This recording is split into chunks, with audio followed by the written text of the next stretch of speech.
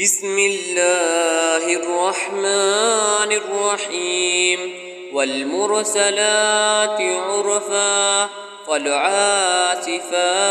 عصفا والناشرات نشرا فالفارقات فرقا فالملقيات ذكرا عذرا أو نذرا إنما توعدون لواقع فإذا النجوم طمست وإذا السماء فرجت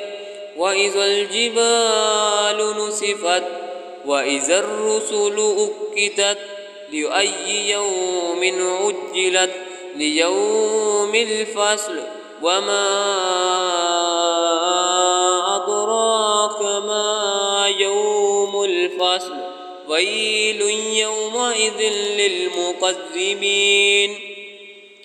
ألم نهلك الأولين ثم نتبئهم الآخرين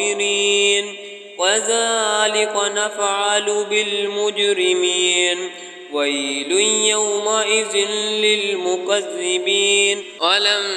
نخلقكم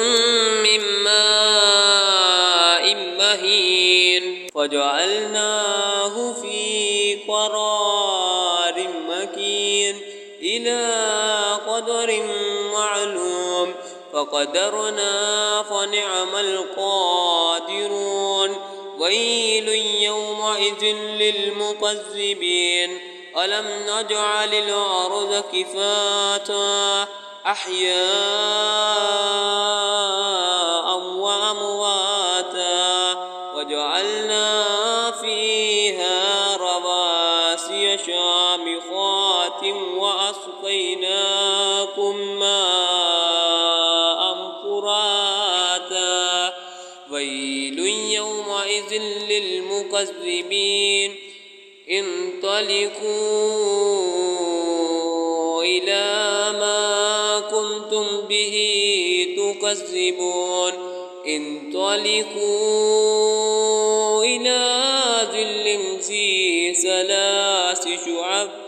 لا ظليل ولا يغني من اللهب إنها ترمي بشرر كالقصر وأنه جمالة صفر ويل يومئذ للمكذبين هذا يوم لا ينطقون ولا يؤذن لهم فيعتذرون ويل يومئذ للمكذبين هذا يوم الفصل جمعناكم وأولين وإن كان لكم كيد فكيدون ويل يومئذ للمكذبين إن المتقين في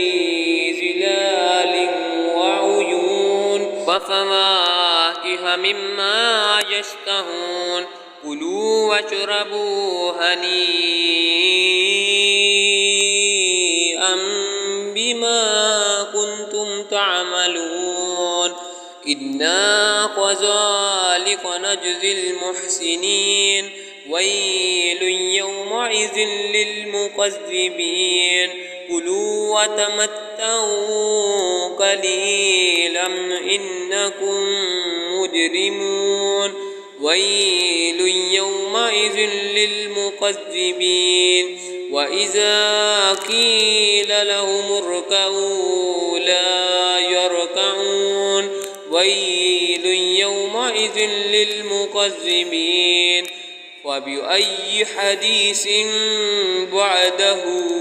يؤمنون.